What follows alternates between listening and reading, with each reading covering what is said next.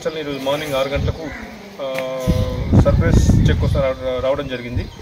Mahabub Nagar ACB DSP అయిన నేను మరియు ఇన్స్పెక్టర్ లీగల్ మెట్రాలజీ, తర్వాత ఫుడ్ సేఫ్టీ ఆఫీసర్స్, తర్వాత శానిటరీ ఆఫీసర్స్, తర్వాత ఆడిట్ సంబంధించిన ఆఫీసర్స్ అందరం వచ్చి కూడా ఈ లోపల తనిఖీ చేయడం జరిగింది.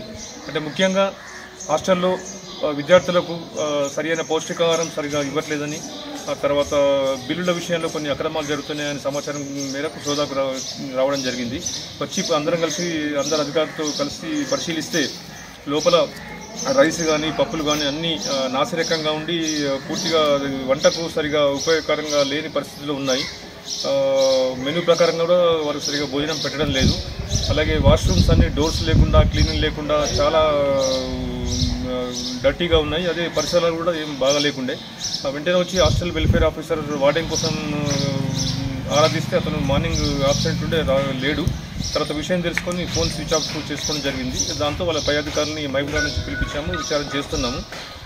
ముఖ్యంగా మెనూ ప్రకారంగా డైట్ పెట్టడం, మంచి పౌష్టికాహారం ఇవ్వడం, నీట్నెస్ తర్వాత ఇవన్నీ ఉండే అవన్నీ కూడా ఏం పాటించట్లేదు. దీనిపై మొత్తం అంతా విచారణ జరిపి మా డీజీ గారికి మేము రిపోర్టు ఇవ్వడం జరుగుతుంది. దానిలో భాగంగానే అన్ని శాఖలకు చెందిన అధికారులు, మా ఇన్స్పెక్టర్లు, మరి మా సిబ్బంది అందరం వచ్చి కూడా ఈ తనిఖీలు నిర్వహించడం జరుగుతుంది.